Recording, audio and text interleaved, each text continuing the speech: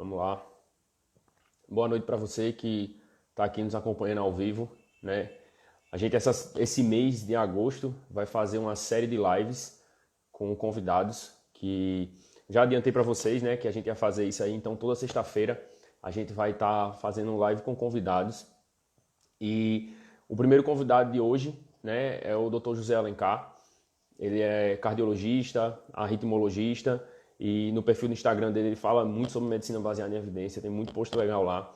E vou esperar aqui ele entrar para a gente poder convidar ele, né? Que ele convidar para entrar na live também. E para a gente começar a discutir um pouquinho sobre bradiarritmias, né? Enquanto ele não entra, vamos falar um pouquinho aí como é que vai ser essas lives na sexta-feira do mês de agosto, né? Toda sexta-feira às 20 horas a gente vai ter lives com convidados, né? Como eu falei, o primeiro é o Dr. José Alencar. Na próxima sexta-feira a gente vai ter uma live sobre delírio, né, com o Dr. Edinaldo. Na outra sexta-feira, a gente vai ter uma live sobre acometimentos da tireoide, né, principalmente num contexto de emergência, né, que é o que a gente termina tratando mais aqui com o Dr. Eric Trovão, né, que é o mesmo convidado que já fez uma live com a gente sobre osteoporose. Uma live não, né? Fez um vídeo que a gente tem lá no canal do YouTube falando sobre osteoporose. E a gente está tentando acertar aí a live para a última semana de agosto. Então não vou falar qual vai ser porque não dá para dar uma certeza. Mas a ideia é falar um pouquinho sobre urgências oftalmológicas, é uma coisa que a gente termina não vendo, certo?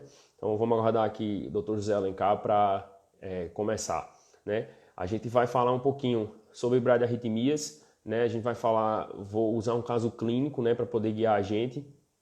E a gente vai ter mais uma conversa, né? Uma coisa mais tranquila, tentar distanciar um pouco dessa questão de aula, aquela coisa mais pragmática, para ficar uma coisa melhor de vocês assistirem.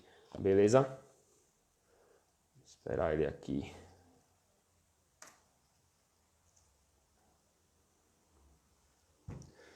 Enquanto isso, deixa eu ver aqui uma coisa.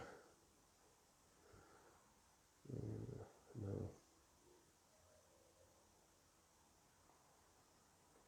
Deixa eu ver se ele já entrou. Não. Estou esperando ele entrar aqui para a gente poder começar. Pronto. Agora ele entrou aqui. Vamos lá começar. Deixa eu preparar aqui o casinho que eu separei. Então, vou esperar ele logar. Já aceitei o convite aqui. Vamos ver. Olá, Boa noite, doutor José Alencar. boa noite, doutor Vitor. Tudo bem? Tudo certo. Queria agradecer a presença do senhor aqui, né, por você ter aceitado o convite, né, para a gente discutir um pouquinho sobre arritmias, né, que é um tema que a gente termina vendo, assim, vê um pouco na prática, né, mas muitas vezes a gente não sabe lidar muito bem porque é uma coisa que a gente não é tão corriqueiro e a gente termina não tem tanta experiência assim, né. E eu, assim, como o meu público, muito pessoal é recém-formado, o pessoal que está no internato, então eu optei por um tema para a gente poder discutir e ajudar um pouquinho mais o pessoal. Então, vamos lá. A gente vai começar um pouquinho aqui com um caso clínico, tá certo? Como eu já adiantei para o pessoal, doutor José Alencar, né, arritmologista, né, fala no perfil dele sobre muito sobre medicina baseada em evidência e muitos temas da cardiologia. Então, o pessoal que não segue ele pode ir lá no perfil, tem muito conteúdo massa, só tem post legal lá. Então, vamos lá. O caso clínico, né, é um caso fictício, dona Atria Bloch, de 68 anos, que ela deu entrada na emergência às 19 horas, né, na hora da passagem do plantão, com a história de síncope há mais ou menos 2 horas. Né? E aí, no momento que você está passando o plantão lá, você está vendo ela estava bem direitinha lá, estava se alimentando, né, estava comendo o jantar que veio para ela, e o colega passou para você o caso, ó, o ECG dela não tem nenhuma alteração isquêmica, só tem uma frequência de 42. O PA está estável, ela está ok. E aí, assim, essa frequência de 42, né, ela claramente tem uma bradicardia, né? E aí, o que é que a gente vai definir? Como é que a gente vai definir? Vai tratar o paciente por causa da frequência do eletro ou vai tratar ela por causa do quadro clínico? Como é que a gente vai fazer esse manejo dela? Boa, Vitor. Eu acho que isso é muito importante já ser a primeira questão do quadro clínico, do caso clínico que você passou, porque Até para tirar um pouco o medo que as pessoas têm de arritmias em pronto atendimento, né? A arritmia é uma doença clínica e, como qualquer doença clínica, a clínica sempre vai ser soberana, né? Então, a análise do quadro clínico da dona Átria, ela vai ser muito mais importante até do que o eletrocardiograma para a definição de conduta, entende? Porque a dona Átria pode ter um bloqueio de alto grau, de muito alto grau. Nós vamos falar, né, mais na frente do ECG. Mas, se ela tiver clinicamente bem, a sua conduta como emergencista, como uma pessoa que pegou ela na porta do pronto atendimento, vai ser fazer nada, deixar ela em observação, né? Esperar uma análise um pouco mais aprofundada do quadro clínico dela, talvez esperar a avaliação do cardiologista, se ele conseguir chegar a tempo, enfim. Então, o quadro clínico é muito importante. E como é que a gente define o quadro clínico, então, e baseado nessas perguntas e nesses sinais e sintomas que você vai fazer com a dona Átria, é que você vai tomar conduta? Você tem que ver se a paciente está estável ou instável hemodinamicamente, né? Em elas tendo uma bradiarritmia, essa é a primeira pergunta que você vai fazer. Clinicamente, vai tentar me responder isso. E aí, alguns sinais que você pode ver isso. Você pode ver isso através do valor da pressão arterial. Valor, acho que quem me segue no Instagram já sabe, valor, número em medicina, para mim não quer dizer muita coisa. Então, o número da PA, ela não significa lá grandes coisas. Alguém falou aí que o áudio estava ruim, melhorou ou não? Melhorou um pouco o áudio. Tá, deixa eu ver aqui como é que eu faço. Assim? Não? Agora melhorou. Tá bom. Boa, Pelo boa. menos pra mim tá bom. Ok, boa. Então, o valor da PA é um dado que você pode pegar, mas o valor da PA sozinho não define nada, sabe, Vitor? As pessoas, elas tendem a pensar que, passam um quadro clínico e fala, a PA dela está 76/42, e acabou, ponto. Não é assim, né? O quadro clínico não pode ser só um número. A PA dela tá baixa, mas será que ela tem uma boa perfusão periférica? É uma velhinha, né? Você falou que a dona Átria tem, falou a idade, 68 anos. 78? 68. 68. Tá, pronto.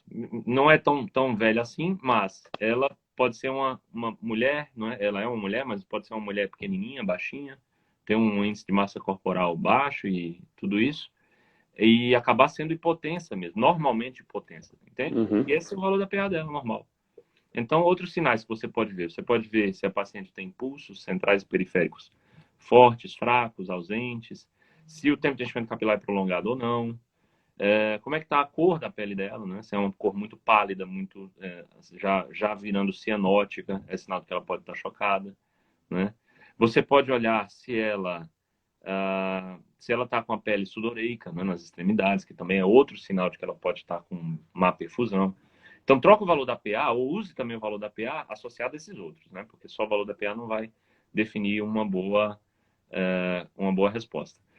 O que mais? Você tem que olhar se o paciente tem dor torácica anginosa, né? A dona Átria, ela pode ter uma dor torácica ali de outra característica, ou pode ter uma dor torácica anginosa, ou pode não ter dor torácica. Você tem que perguntar isso para ela, dando a ela uma pergunta aberta, né? Você está com alguma dor, dona Átria? Se ela tiver com dor torácica, ela vai dizer para você, né? Nada de chegar para a dona Uhum. Átria, você está com dor no peito? Isso direciona para uma resposta que pode acabar mudando a tua conduta, né? E a dor Uhum. torácica ela tem que ser anginosa, tá certo? Para definir também essa conduta como instabilidade. Outra coisa, o paciente está dispneico ou não? E dispneica, Não, Vitor, não. não, a priori não. Ela estava bem direitinha, se alimentando, tudo estava ok. A história era só da síncope a 2 horas aí da entrada. Boa. Eu vou chegar na síncope, mas eu vou só terminar de falar as coisas clínicas, né, que a gente tem que olhar, os dados clínicos que a gente tem Uhum. que olhar para definir a conduta.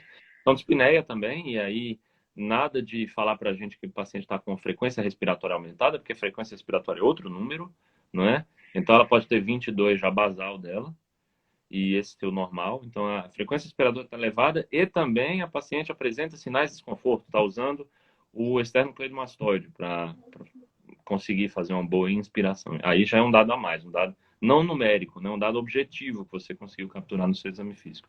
E por último, o rebaixamento de consciência, né? E aí, síncope, Vitor, entra como um dos critérios para rebaixamento de consciência. Então, assim, se ela sincopou 2 horas atrás, e pronto, e agora não sincopou mais, e agora, estando no nosso hospital, ela vai ficar internada deitada, né?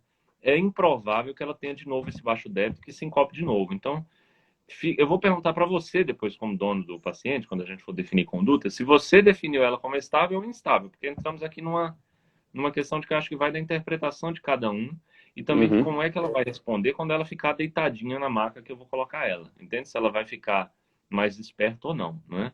O baixo débito Uhum. cardíaco ele tende a melhorar quando a gente deita o paciente, né? O paciente ganha em débito Uhum. porque diminui a questão da gravidade na circulação sanguínea dele. Então, ela ficando deitadinha, não sei se ela vai ter algum sintoma. Podemos avaliar isso mais tarde. Clinicamente, eu Uhum. acho que é isso, Vitor, para avaliar paciente. É muito mais importante até do que o ECG. Beleza. Então, a gente ter todos esses parâmetros clínicos, né? Fazer uma avaliação geral, né? Se o paciente está com sinais de baixo débito, tudo isso aí que é mais importante, né? Clínica é soberana, né? Sempre, sempre. É. E aí, vamos para a próxima pergunta, né? O que é que a gente precisa olhar no ECG e o que é que vai definir, assim, apesar de a gente ter discutido que a clínica é bem mais importante, mas existem alguns critérios técnicos que definem uma bradicardia, né? Então, quais são esses critérios? O que é que a gente tem que olhar no ECG no paciente bradicárdico? Beleza. Número, de novo, né? Número mágico é 50. Antigamente se falava em Uhum. 60 batimentos por minuto, hoje se considera bradiarritmia abaixo de 50 batimentos por minuto. E, mais uma vez, número, você ouve e você vai atrás de algo mais, né? Uhum. Tem atletas que têm a frequência cardíaca normal dele, basal, de 38. Normal num outro, né? Uhum. Pessoas com um estímulo vagal muito elevado também, da mesma maneira, por outra causa, que não seja atleta. Então, o número em si não quer me dizer nada. Agora, se você tem um número de uma frequência cardíaca abaixo de 50 e o paciente tem sinais ou sintomas de bradiarritmia, que são os que eu já citei, aí você vai definir uma conduta. Para você avaliar um ECG, você tem que ter em mente de que há vários tipos de bradiarritmias. Uma delas é, inclusive, secundária a ataque cardíaco. Existe a bradiarritmia sinusal, não é? A bradicardia sinusal, e esse paciente pode ter sintomas por ela. Todas as bradicardias que eu vou citar, na verdade, Vitor, podem causar os mesmos sintomas, né? E a conduta vai ser a mesma, a clínica quem vai definir. Então, pode ser uma bradicardia sinusal, que é quando tem uma onda P precedendo todo o complexo QRS, com ou sem bloqueio atrioventricular de primeiro grau, mas pronto. A frequência cardíaca abaixo de 50 e o cara tem sintomas. Beleza. Temos os bloqueios sinoatriais e os bloqueios atrioventriculares. Os atrioventriculares são mais famosos, os sinoatriais são mais desconhecidos. Sinoatriais é quando não vem uma onda P. Deveria vir uma onda P e não vem. Isso é um bloqueio sinoatrial. O nó sinusal foi bloqueado por alguma razão e não gerou a onda P. Né? Então você vai ver um ECG com uma bradicardia e de vez em quando uma pausa mais prolongada, e nessa pausa não tem onda P nenhuma. Na verdade, o estímulo não foi gerado lá no nó sinusal. Depois tem o bloqueio atrioventricular. Esse é muito mais famoso, que é aquele em que a onda P até foi Uhum. gerada. O nó sinusal funciona bem. Quem não funciona é o nó AV. Né? E aí você tem o BAV, bloqueio atrioventricular de primeiro, segundo e terceiro grau. No de primeiro grau, não existe ainda uma pausa. A onda P para gerar o QRS, ela vai sempre gera, mas há um intervalo maior que 200 milissegundos. Esse é o Que de são primeiro 5 grau. quadradinhos, né? 5 quadradinhos, exatamente, ou um quadradão. No Uhum. BAV de segundo grau, ele pode ser MOBITS 1 ou MOBITS 2. Engraçado que esses MOBITS, os dois de segundo grau, eles são arritmias irregulares.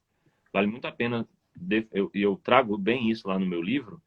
Eu mostro, olha, para você diferenciar um de segundo grau e um de terceiro grau e nunca mais errar, identifique que a irregularidade é uma marca do BAV de segundo grau, seja MOBITS 1, seja MOBITS 2. Enquanto que no total, não, ele volta a ser regular, igual era no primeiro grau também. Mas de segundo grau, então, MOBITS 1 é aquele que a gente sabe, né? A gente conhece já o jargão. Ele vai avisando, né? Que vai bloquear e bloqueia. Então tem uma onda P que gera um QRS. A próxima já é um pouco mais longe. A próxima mais longe ainda e depois bloqueio. Nesse bloqueio, como tem uma pausa, Vitor, se você estiver palpando o pulso ou escutando o paciente ou vendo a CG, você vai ver que o ritmo está irregular por causa da pausa, entende? E também porque tem Uhum. algumas alterações muito peculiares, eletrofisiológicas, que fazem também com que o RR, mesmo de quando não tem pausa, ele mude um pouco. Então é uma arritmia irregular, seja se você for muito peculiar na eletrofisiologia, seja se você for bem básico, só na palpação do pulso, você consegue identificar essa irregularidade. MOBITS 2 também é irregular, mas como é que é? A onda P até o QRS, ela é do mesmo intervalo sempre, e aí do nada bloqueia. A gente fala assim, ela não é amiga, não é? Então, quem não é amiga não avisa, não é? E ela não sendo amiga, ela já é de mais alto grau. É o BAV de segundo grau MOBITS 2. Essa MOBITS-2 e a de terceiro grau, elas exigem, talvez são as arritmias que exigem, Vitor, uma terapia um pouquinho diferente. Mas se você fizer só o básico, tá bem, sabe? Você não vai estar errando. Uhum.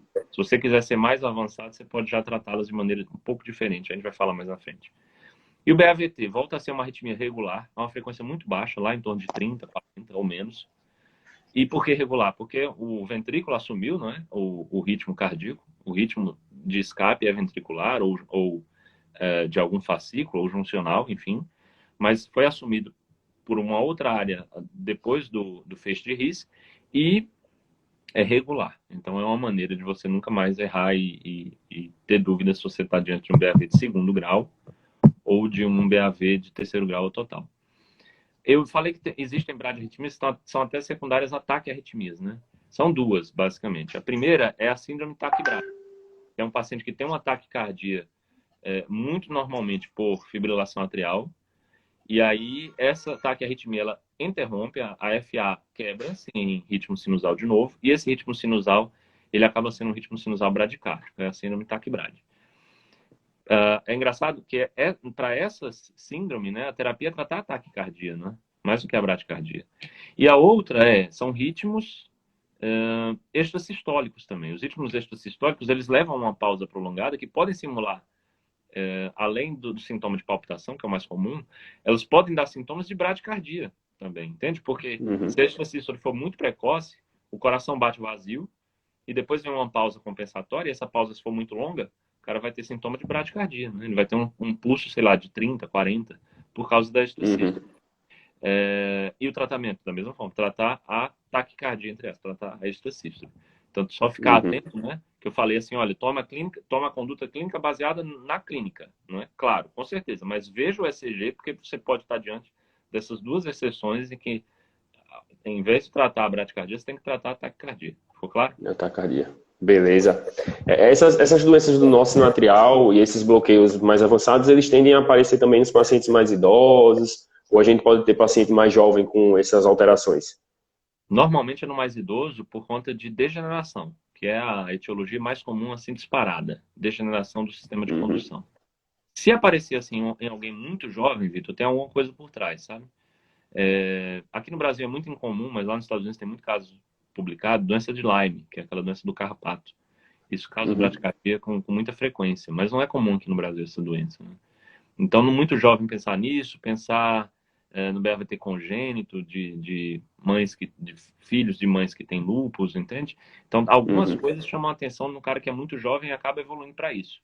Mas, normalmente, é só bradicardia sinusal, que o jovem tem, vagal, né? Porque o cara tem ainda a atividade vagal mais elevada do que a simpática.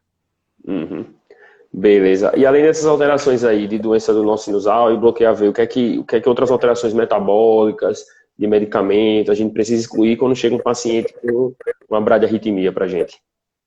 É interessante, até porque para definição de conduta a longo prazo, né, você não vai colocar um marca-passo definitivo numa pessoa que estava com bradicardia só porque tem uma acidose metabólica, entende? Vai, é um dialítico, não dialisou nas últimas 2 ou 3 sessões, agora está acidótico e por causa da acidose fez bradicardia. Esse cara não merece um marca-passo, mais que ele tenha clínica de bradicardia, entende? Marca-passo definitivo. Na terapia existe uma diferença entre o definitivo e o transvenoso, que a gente vai comentar mais adiante. Então, as causas que a gente tem que saber para tratar e modificar a evolução clínica desse doente, né, a história natural dessa doença, são basicamente os seguintes. Acidose metabólica e hipercalemia são as que eu mais vejo. Os pacientes que chegam acidóticos ou estão internados em unidade de terapia intensiva e, por conta de uma sepse ou qualquer outro problema, acabam evoluindo com acidose, esses pacientes começam a ficar bradicárdicos e a acidose vem junto com a hipercalemia, não é? Em muitos casos. E esses pacientes podem evoluir com bradicardia. Aliás, evoluem muito frequentemente. Outras coisas que podem também causar esse problema. A hipoglicemia pode causar também. Medicamentos, intoxicações por beta-bloqueadores, bloqueadores canais de cálcio, digitálicos podem causar também, a gente tem que ficar atento. Então, é basicamente isso, né? Fazer a terapia e a correção dessa causa secundária que está levando ao problema pode ser muito importante. Então, se alguém chega intoxicado por um beta-bloqueador, talvez melhor do que você selecionar a terapia que o ACLS determina, que nós vamos falar mais na frente, talvez para ele seja melhor você já partir para um glucagon, né, para um gluconato de cálcio, porque não esqueçam, o beta-bloqueador é um bloqueador de cálcio indireto, né, então um gluconato de cálcio pode ajudar também. Então essas coisas, elas têm que ser corrigidas logo na chegada, se você conseguir identificar nesse paciente. Não é um cenário clínico muito comum, Vitor, porque o paciente que chega morrendo, entre aspas, por bradiarritmia, você tem que agir muito rápido, senão ele vai morrer mesmo. Então, muitas vezes você tem que salvar a vida do cara com uma terapia meio que paliativa, nós vamos falar mais na frente qual é esse paliativo, para depois é que a gente vai chegar ao resultado do exame, olha, tá aqui a acidose, vamos corrigir a acidose dele. Então, corrige a acidose e aí desliga o marca-passo, entendeu? Então, muitas vezes, como o cara chega muito grave, a gente tem que tomar logo a conduta muito urgentemente. É mais um contexto de investigação do que uma de conduta imediata, né? Exato. Para excluir outras causas. Beleza. Tem uma pergunta aqui de uma pessoa que está assistindo, o Marcelo Vieiras. Ele perguntou por que a acidose causa a bradicardia. Qual é a fisiopatologia dessa causa? A acidose, ela dificulta a ligação da epinefrina e da norepinefrina na célula. Então, o paciente ele vai ficar chocado, né? Você perceba, o paciente está acidótico na UTI, ele está chocado com certeza. E, em vez de nora, o que ele precisa é de bicarbonato ou de ajuste no ventilador, se for acidose respiratória. E aí a PA do cara vai lá para cima de novo, né? Então é por isso, porque pela acidose, você dificulta a ligação dos neurotransmissores, da epinefrina e da norepinefrina, às células do músculo liso. Então o cara fica chocado e do músculo cardíaco o cara fica bradicárdico. Beleza. E aí, voltando aqui para o caso para Dona Átria, né? Qual seria a conduta imediata? Nesse caso dela, que ela chegou, teve essa história de síncope, frequência ali de 42, não é isso? 42. E agora tá beleza. Qual seria aí a conduta imediata para ela? Vou perguntar para você, então. Dona Átria foi estável ou instável, então?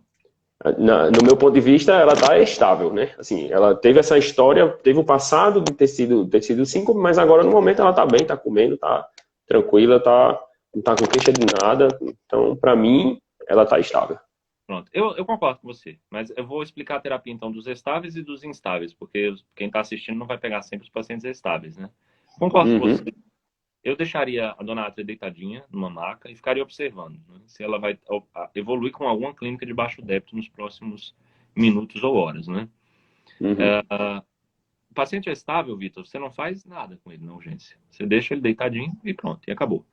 Espera o cardiologista também, porque se você não tem muita experiência em determinar que aquela bradicardia, ela não é secundária a nada, é só porque o paciente é atleta, é vagal. É uma decisão muito difícil para um cara que não tem um carimbo de cardiologista determinar, tomar e dar alta a um paciente, entende? Então, ali eu recomendaria, como cardiologista aos colegas que não são, que deixem ele internado esperando que um outro colega venha e carimbe isso para você. Porque aí sim ele vai estar com a força do carimbo, né, da especialidade dele, e isso pode ajudar eventuais problemas. Legal. Agora, o instável, o que faz? Se Dona Átria, você considerasse ela instável por conta da síncope, uma coisa que daria, algumas coisas poderíamos fazer, seria atuar conforme o ACLS ou sair um pouquinho dele. Conforme o ACLS, o que teria que ser feito aqui seria atropina de 0,5 miligrama. E aí, tomem cuidado, gente, vocês estão assistindo. Muitos hospitais têm a apresentação da atropina de 0,25 miligramas. Então, se você pedir no seu plantão, não falar a dose, falar assim, olha, eu quero uma ampola de atropina, se o seu hospital for esse que tem 0,25, você está dando uma dose da atropina que causa bradicardia paradoxal. Então, você tem que pedir 0,5 miligrama ou 1 miligrama. Você pode também já fazer 1 miligrama direto. E esse é um medicamento que tende a melhorar a frequência cardíaca das bradiarritmias do tipo bloqueio sinoatrial, bradicardia sinusal e os bloqueios atrioventriculares, contanto que não sejam aqueles mais avançados que eu falei. O BAV de segundo grau, MOBITS 2, que é aquele que não avisa, lembra? E o BAVT, que é aquele que vira regular de novo, regular muito bradicárdico, esses dois aí, não adianta você fazer atropina neles. Eles podem até piorar o grau de bloqueio. Então, Se você quiser, aquilo que eu falei naquela hora, né? Se você quiser ser mais avançado ainda na sua terapia, Vitor, e não dar o medicamento que o ACLS determina para dar, mas se você quer ser mais avançado ainda, você pode não fazer a atropina, se você conseguir, se você tiver boa experiência em ECG, e falar que é um desses dois ritmos. Mas se você fizer, não está errado. A CLS não classifica isso como um erro, entende? Então você Uhum. pode fazer, se você não tem experiência em ECG, você identifica aquele tabradicardio que está instável, faça a atropina meio a 1 mg e pronto, está resolvida a vida do cara. Se responder, não é? E aí a dose da atropina, Vitor, ela vai até 3 mg. Tá? Então você pode repetir de 3 a 6 vezes. 3 vezes se você fizer 1 mg de cada vez, né? Ou 6 vezes se você fizer meio miligrama de cada vez. No intervalo de 3 a 5 minutos. Lembrando que a atropina tem uma meia-vida de 3 horas. Um paciente, se você fizer e você piorar o grau de bloqueio dele naquelas arritmias que eu contei que ela pode piorar, isso vai durar 3 horas. Então é uma conduta que eu, pessoalmente, no Dante Pazanese, com os meus residentes, eu tendo a não fazer essa conduta, usar a atropina conforme a CLS manda, né? Neles eu pulo a atropina e já vou para o tratamento de segunda linha. Tratamento de segunda linha, a gente fala lá no ACLS do Dante, que é chamar o MED. É o marcapasso transvenoso, a epinefrina ou a dopamina. Qualquer um desses três, Vitor, tá bem. Então você viu o paciente, está instável, fez a atropina, não resolveu, já chama o MED, né? Marcapasso, epinefrina ou dopa.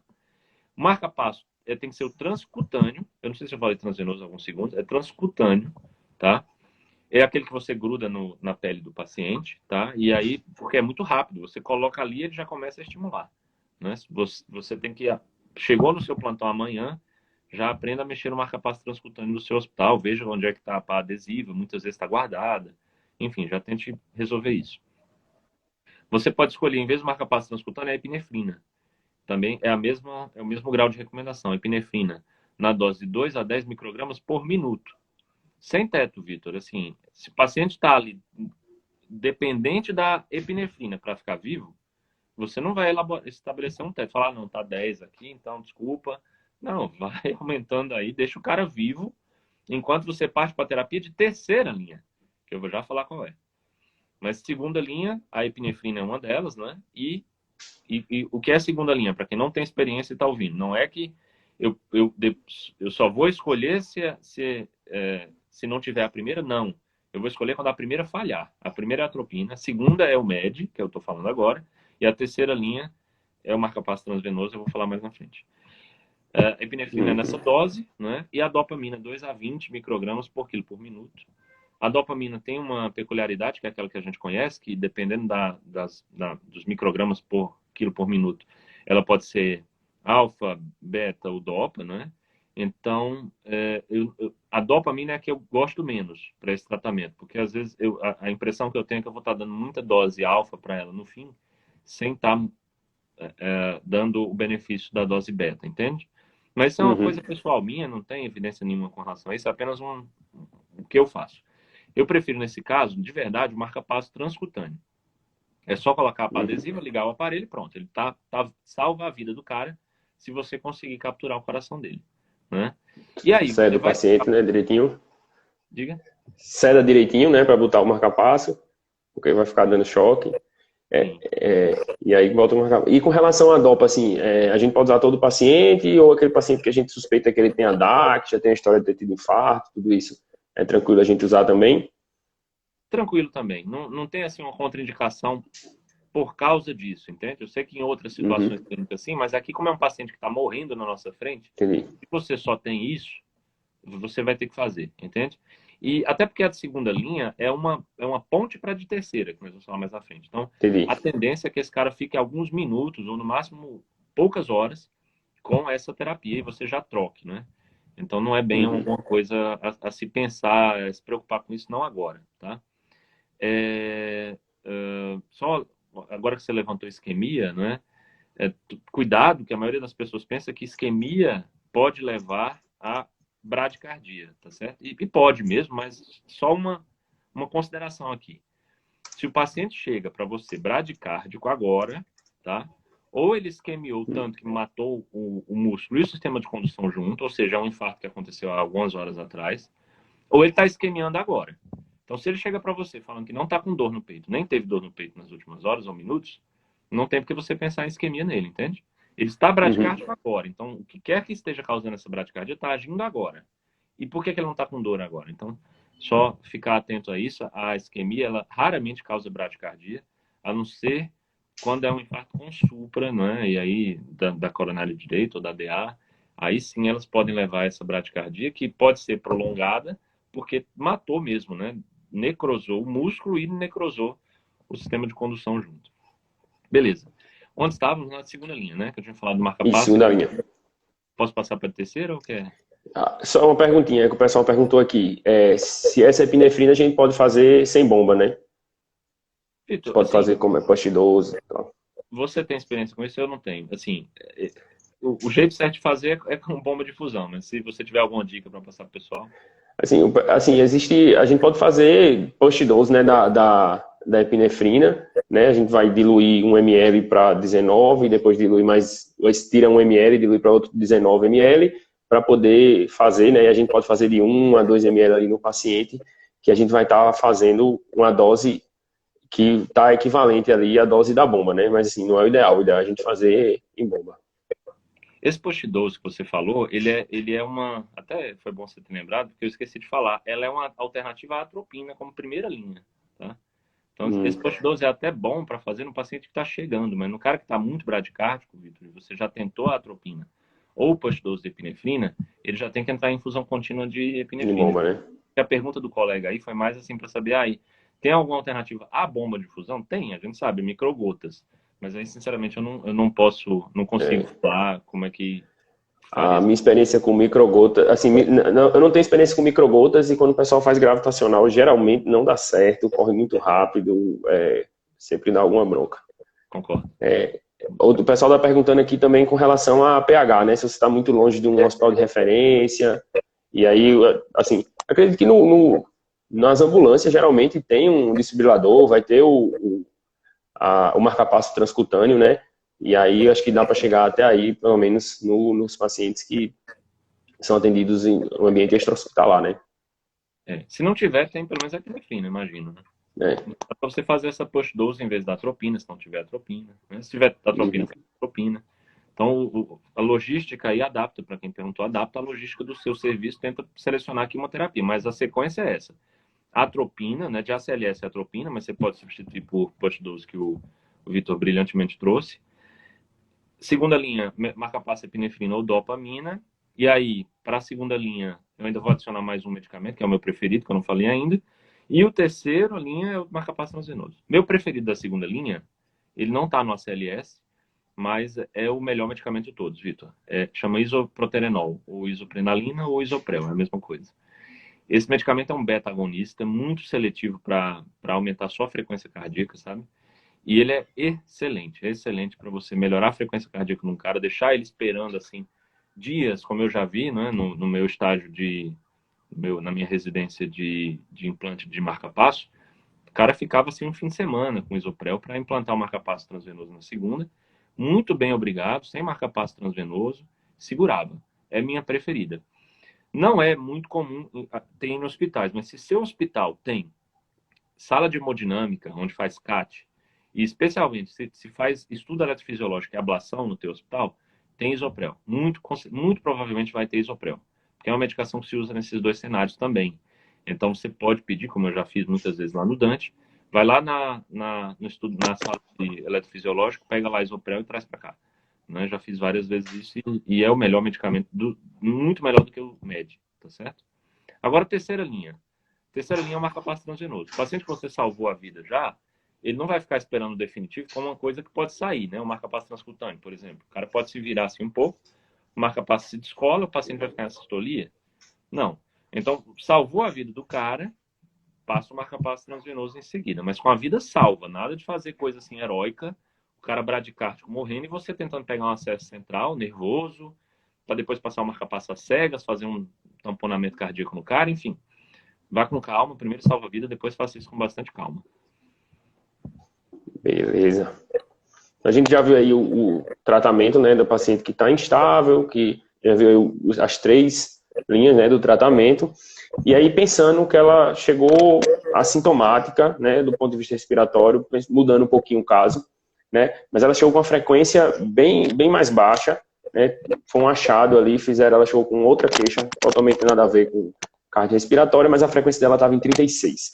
E aí?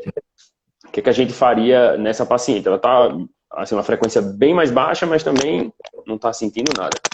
Boa.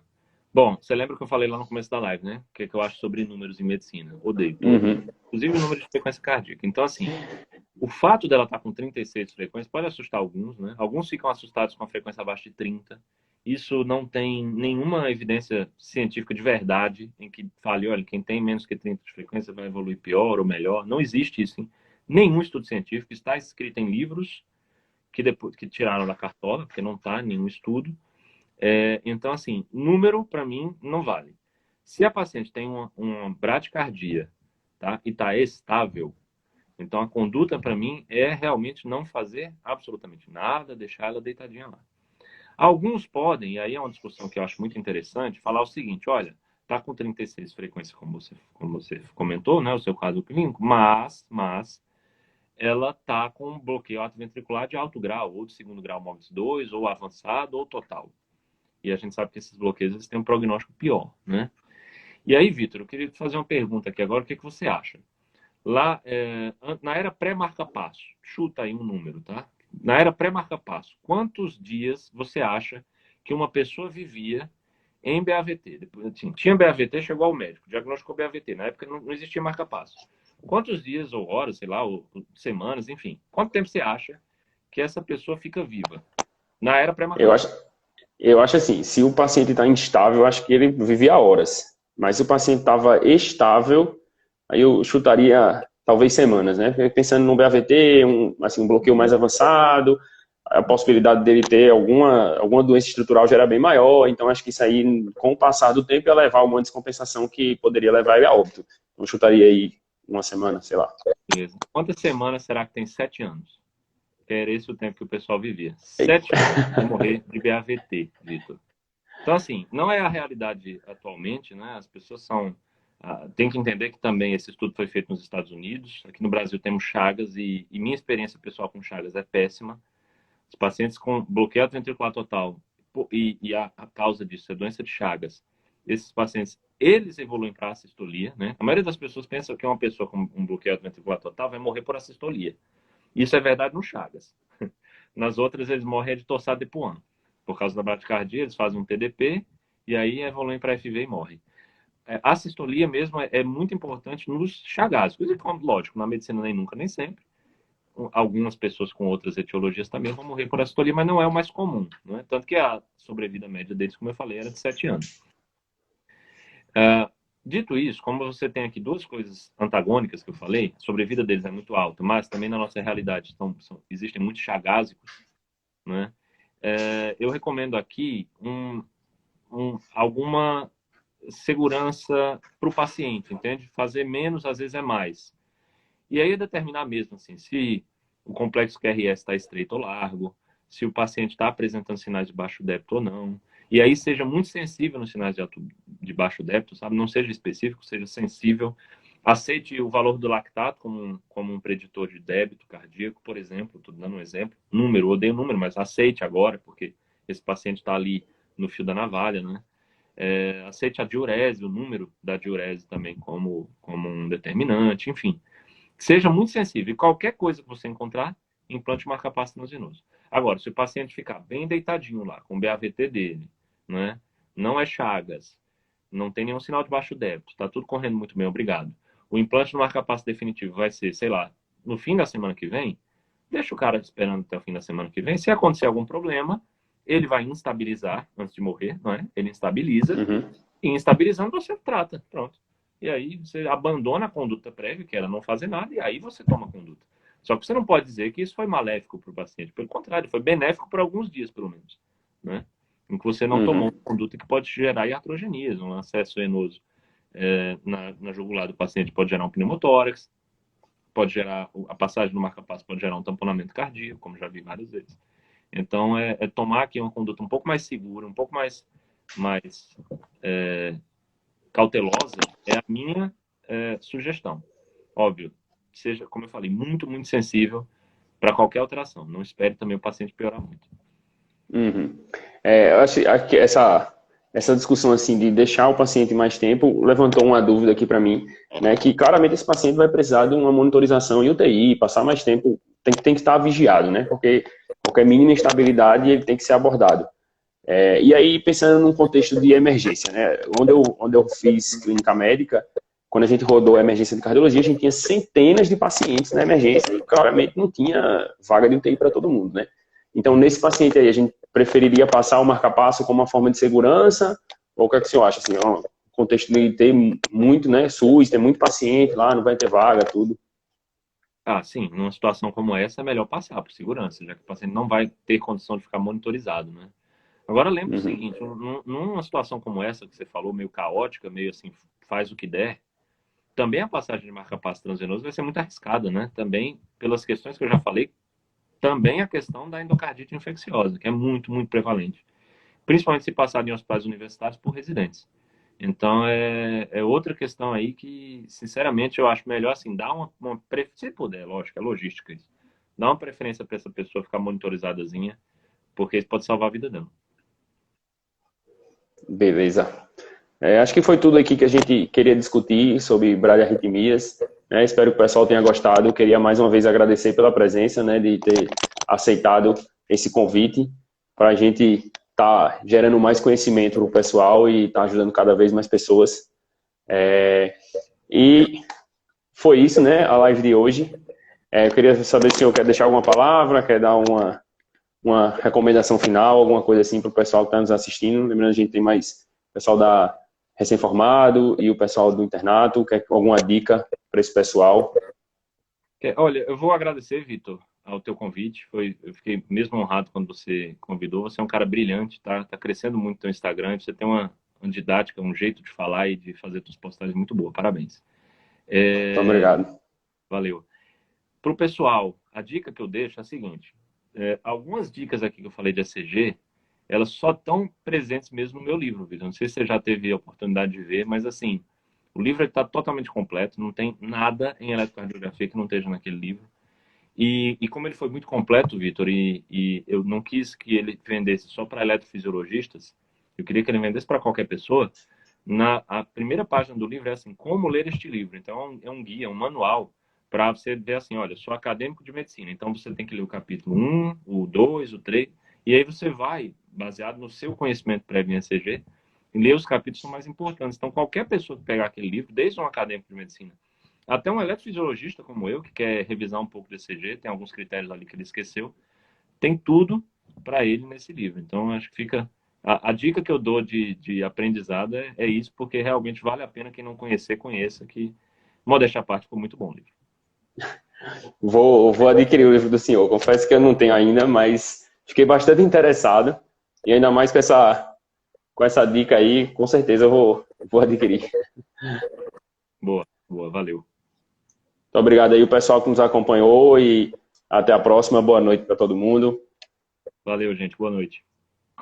Tchau.